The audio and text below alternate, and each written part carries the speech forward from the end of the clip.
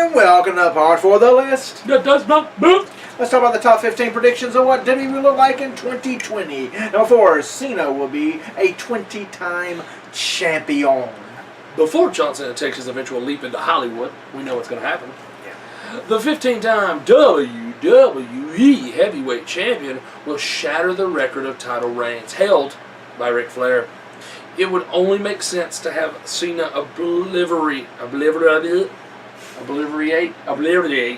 destroy, how about that? Shatter Flair's record of title reigns. That's a hard word to say. Obliterate. Same thing anyway. And establish 20 as the new number to beat. Not just one over, but I mean, Jay just went way overboard. 20. Not 17 times, but 20. Even if John Cena goes part-time like we expect he will, WWE has already established that part-timers can win the WWE title. Additionally, Cena has had short title reigns in the past, some as short as 21 days. So it is reasonable to think he has enough time to win the big one 5 more times. So the bold prediction is Cena will also break a record for headlining the biggest WrestleMania crowd of all time during one of his title reigns. How can you go more than 100,000? I don't know. I don't see that happening, buddy. I don't know. Some of these are We didn't come up with this. We're just reading it. But I don't agree with that last bold prediction there. Now let's jump over to the Hall of Fame. Should be, might be, not at all.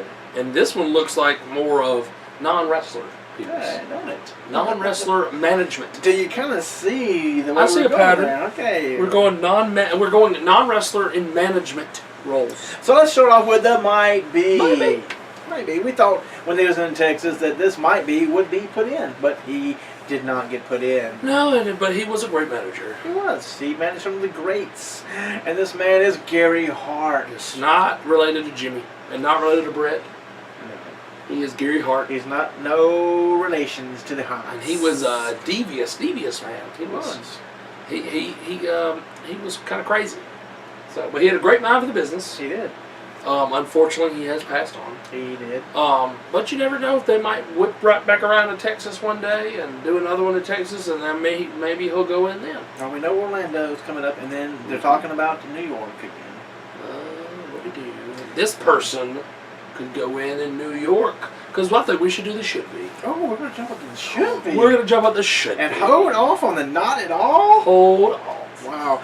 Well, the should be, I can see him going in. Yes, well, definitely. Could be New York. Could be New York, because what better place to do it? You ain't got to pay him to travel because he's already there. That's right. And he has a great mind for the business. Great mind. If he would have been working for TNA, it may be a totally different story. Because the last person we're going to talk about does not have a great mind for the business. No, but he left wrestling. A wrestling. We gave it away, but anyway, should be. Should be is a Paul Heyman. Yes. And last but not least. Not at all. He's at the very least. But if he did, that would be a major shocker. Of course, and the person to put him in would be Vince McMahon. But I don't. More Eric Bischoff. I don't know. Competition, though. Competition. Creates cash. Exactly. Controversy does, actually. But the competition creates cash, too, because, does. you're banging heads, in which WWE has no competition. That's true. But no, not at all. We don't see it happening. Is Mr. Ted Turner, the man who loves wrestling. Billionaire Ted. Billionaire Ted, who called Vince McMahon and said, "Guess what, Vince? I'm in the wrestling business." And Vince said, "That's good, because I'm not." I'm in the entertainment business. Which we could tell that much. Yes. But yes, Ted Turner, I don't ever. He might go in like the Television Hall of Fame, if there is one. Broadcasting Hall of Fame, something. But you know what they say, never say never. If there's he may go in the Baseball Hall of Fame for owning the Braves. I don't know. Hey, good sports thing, good sports guy. See, I don't even like sports, and I knew that part. Yeah, that's pretty good. See, you're welcome. I don't know. I mean, I don't see it happening. Vince holds grudges sometimes, but when money talks, money walks, right? And Triple H may do something. He may. You never know, but it would be interesting. But I really don't see the point. I don't see the point in him. I mean, because what was his contribution to the business is saving the NWA, I guess. But then, of course, then it became WCW anyway. Yeah. But his contribution was also his downfall because he let non-wrestling people run the company. Oh yeah. So really, he was his own But detriment. he was the owner of WCW when they almost put Vince out of business. True, he was, but he was also his own worst enemy because he put non-wrestling friends in charge of the company. Yeah. People who ran Pizza Hut do not need to run WCW. That is true. We're talking about you, Jim Hurd, who loved the Dingleberries, or whoever they call. What were they called? Ding dong. Ding dong, the witch is dead. Yes. Let's just put bells on your outfit and they come off. You can watch that on Clash of Champions. Yeah, horrible. I want to know who were the ding dongs, though. The bunch of ding dongs. Well, I would have quit, okay? Let's go next. We can go back and look and say, oh, no, that is. It's a wrestling style. We see what it is now. Let's go. Hey, it could have been Triple H. You never know. Let's go now. We're going to get out the storybook, folks, and we're going to start up the storybook here with Chapter 7 of the title, ending that screwed great WWE storylines and what should have happened. Like I said, Chapter 7 is Brawl for All. Brawl for All. Ladies and gentlemen, what happened was in the summer of 1998, 16 of WWE's toughest workers battled it out each week on Raw in a legit shoot fight tournament. Names such Beat 'em as up. Exactly. Names such as Rotary Hawk, The Godfather, JBL, and Mark Mero. I almost said Mark Henry. Don't say Mark. He would have injured himself. Mark Mero would fight it out in tough man contests with a chance to win $100,000. Money, money, money! Yeah, you know that ain't happening. WWE management assumed that recent signing Dr. Death Steve Williams would easily win the tournament and kick off a big money feud with Stern Curve Steve Austin. Yeah. So it would actually be Steve Williams versus Steve Williams. It would be. It would be, people. Wow. Oh. Dr. Death. And JR would be like, woo! Right. My two best friends in the business. Saga knocker! They's in the main event. Because my name is JR. Anyway. Stone Cold, Dr. Death, Stone Cold. Boy, JR would just be freaking out. He would be freaking out. That's what they assumed, but this is how it actually ended. The former smoking gun knocked out the favored Williams. Dr. Death Steve Williams. What they should have done is made it fake. Yeah, they should have. Made it, fake. No shoot. No shoot at all, because this is entertainment. Yeah. If you want to put somebody over, say, hey, Bart Gunn, go down to the third round. Yes. 10 seconds in. I mean, come on, folks. Before going on to win the entire tournament with a brutal KO of JBL in the finals. I bet JBL hated Bart Gunn after that. Yes. So, other than a few on-air arguments with Jim Ross, Gunn's only major appearance on WWE would be at the following year's WrestleMania 15 against prize fighter Butterbean in what has been generally accepted as punishment for upsetting the WWE apple cart. That's a weird thing. Yes. Gunn was knocked out cold within minutes, and not only did the KO spell the end of his career, but it also meant that the entire Brawl for All, including all of the injuries and sacrifices of the other participants, was even more of a complete waste of time. But this, ladies and gentlemen, is how it should have ended. It may sound laughable to pitch Bart Gunn as a top star in the WWF, but keep in mind that during the white-hot Attitude Era, almost every wrestler on the roster was making big money as a hugely over WWF superstar. Everybody had a storyline. They did. Charles Wright had gone on from the tedious Kama Mustafa to the Godfather, while Glenn Jacobs went from Fake Diesel and Isaac Yankem to Kane. Crowds were loud for everyone from D'Lo Brown to Funaki in 1999. It's reasonable to conclude that if he was booked correctly and presented as a dangerous one-punch killer, Bart Gunn could have been featured in some of the decent mid-card feuds against the likes of Ken Shamrock, Vader, or even Owen Hart. A weekly open challenge with worked fights this time could have capitalized on Gunn's Brawl for All notoriety. That's true. But in my opinion, this is how it should have ended. If you say, we recently signed Dr. Death Steve Williams, we want him to look good in the tournament, this is how it's going to be. Yeah. Anybody he faces, it's going to be a worked thing. Everybody else can do their own thing. But once you face Dr. Death, You get knocked out. you get knocked out whether you like it or not. And then he could have gone on to do, bigger feuds, one with Austin or whatever. And it might have been Austin and Dr. Death at WrestleMania instead of Butterbean. Exactly. Because Butterbean, that was a waste of time, too. Yeah, but if they're doing it for punishment, they wouldn't have been punishing Dr. Death because that's what they wanted.